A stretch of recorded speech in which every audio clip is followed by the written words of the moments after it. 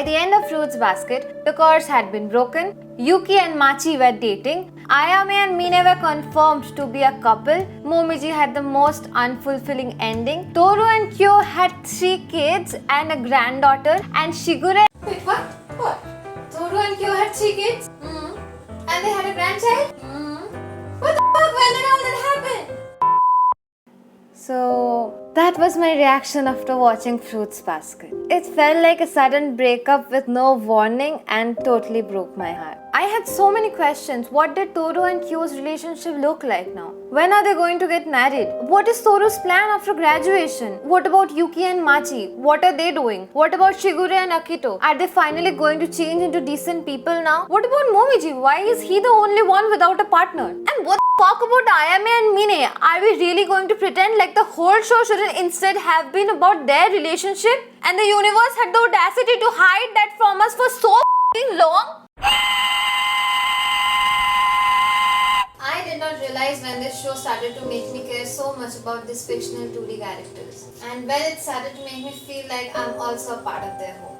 In short, Fruits Basket gave me terrible post-anime depression. And as a matter of fact, I found out that it's not that uncommon. Post-anime depression is this feeling of emotional exhaustion and emptiness. This basically means that you found a story that means something to you. And it's not surprising that Fruits Basket had the capacity to make you feel things, considering it's a 20+ year old anime and it's still being discussed and analyzed to this day.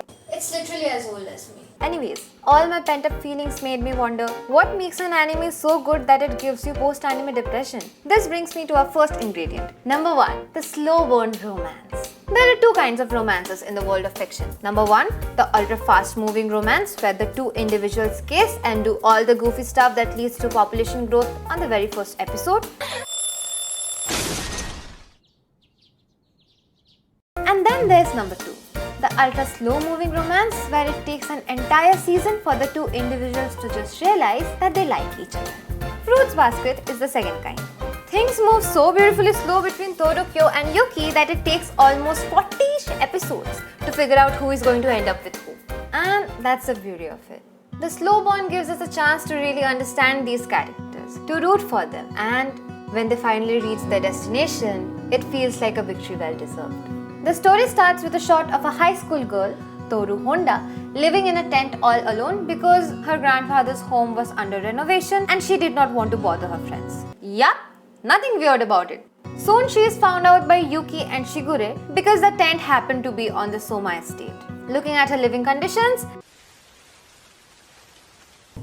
they ask her to come live with them. On the next eventful morning, a handsome young boy named Ko Soma falls out of the roof and Toru by chance discovers the dark secret of the Soma family. Toru swears that she would never tell anybody about this secret, and so she starts living with Yuki, Kyo and Shigure. Toru is the type of person who loves cooking, taking care of the house and just being incredibly thoughtful about everyone around her. Her presence immediately helps soften up Yuki and Kyo and they start healing from their past traumas. For the entirety of the first season, there were small romantic moments between Toru and Yuki, which made it seem like they'll end up together.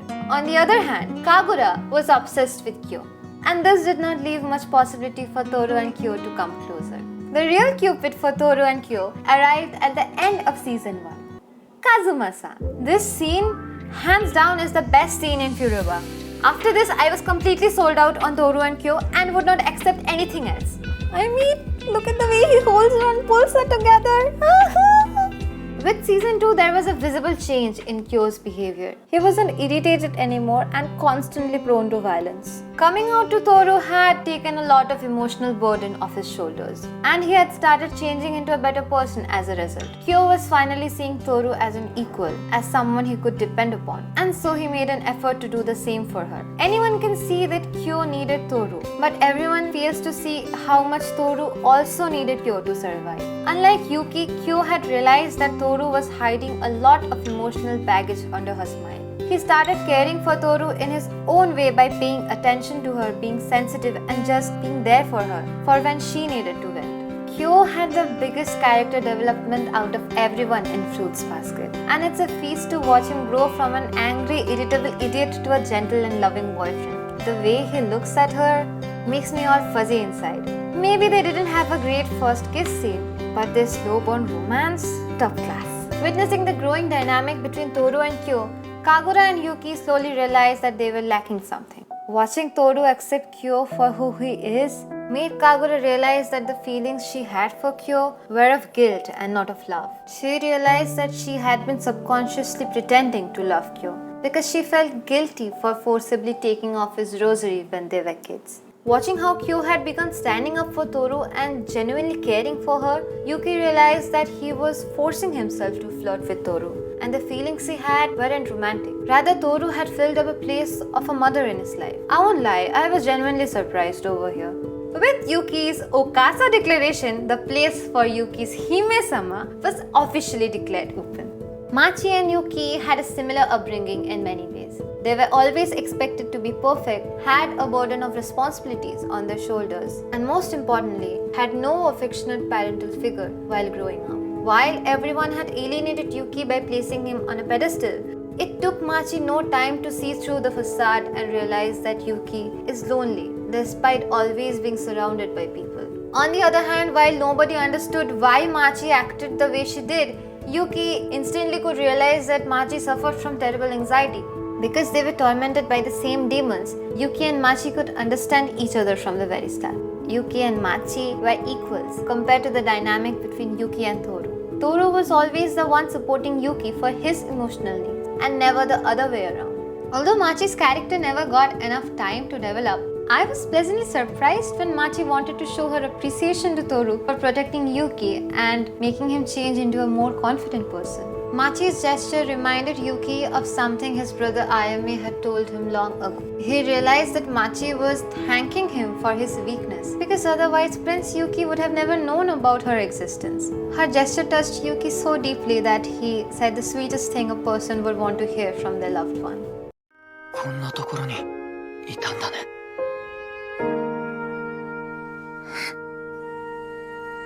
見つけてくれてありがとう。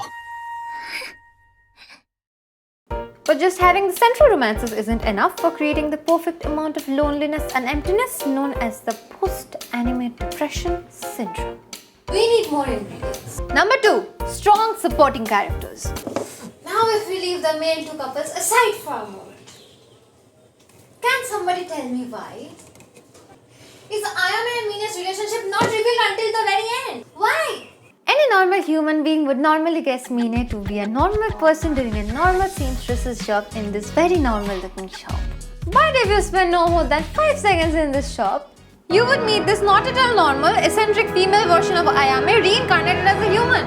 She is just as crazy as him. I love how there's no drama between them and they just vibe. Couples normally drive each other mad, but these two, they choose to drive the people around them mad. Well, good decision. Would anyone have ever guessed that Ayame too has a soft and insecure side and that he too sometimes needs to be comforted and reassured? No, that's what makes the relationship so special. The moment the curse breaks, Mina is the first person that comes to his mind. This scene obviously confirms that Mina knew about the curse and both of them chose to keep it quiet. The way they handle the situation while keeping their peace speaks very maturely about the relationship. Oh. It's me. I have a confession. I don't hate Shigure.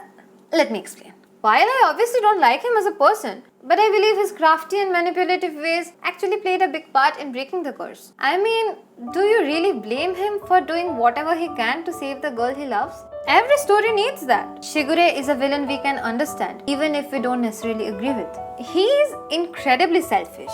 And there were numerous occasions when he made sexual passes at Toru.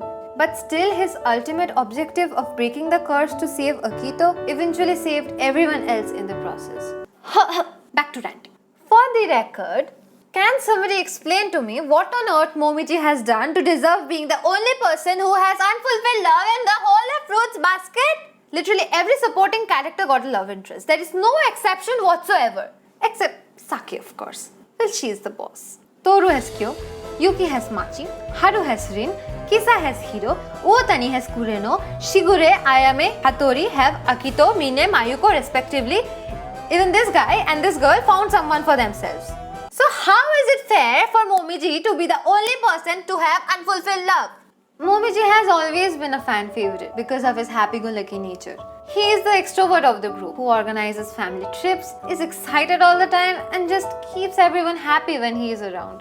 Momiji maybe doesn't have the saddest backstory, but the way he accepts his past with a smile on his face and genuinely wishes his mom to be happy in spite of how terrible she was to him just makes his backstory the saddest, even though Kyo, Yuki and Rin had to suffer more. And a big time twist, who would have ever thought that Kyo's love rival one day would be this kawaii little boy instead of Yuki?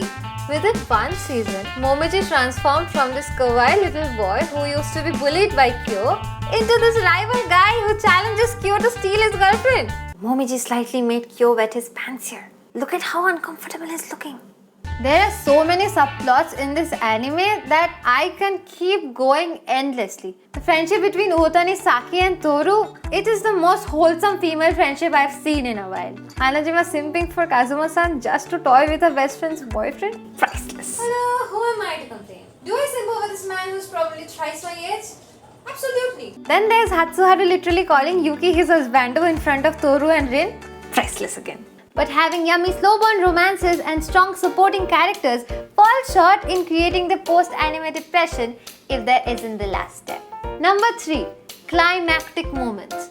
To create a story that feels real and makes you cry like you have been kicked in the nuts, we need moments of pure heightened emotions. When the curse was first revealed in episode 1 of season 1, I honestly thought, oh well, this is going to be some ridiculous supernatural story with no depth whatsoever. A curse that changes a person into an animal when hugged by the opposite sex? What good can possibly come out of it? I was wrong and I apologize for it. Because what came forth totally changed my perception of this anime. Toru's presence had softened up Kyo a bit and it was apparent that he was falling in love with her. Kazuma picked up on that and believed that Kyo had finally found someone who would accept him for who he is. With that in mind, he cut the ground beneath Kyo's feet, knowing very well that if things went wrong, Kyo would never return back home or look at him in the eye.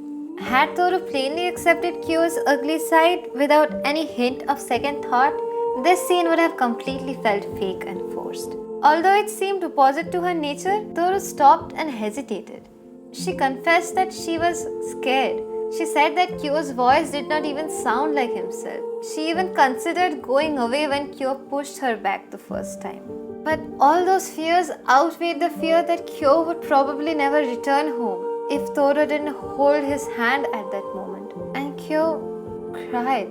All his feelings of self-pity came melting down as he opened up his heart for the first time to someone and said that he would have been okay if his mother was afraid of him, because that would mean that she saw him for who he truly was. Amazing moments like these are, in my opinion, what make Fruits Basket so great. Moments like when Ayame runs to Mina immediately after the curse breaks, when Rin and Hatsuharu finally reconcile, when Momiji tells Toru about his mother, when Yuki breaks a chalk to calm down Machi, the scenes where it's revealed that both Kyo and Otani knew Kyoko from before, and every scene where Kyo looks at Toru with those eyes filled with love. All these moments are what make Fruits Basket so beautiful.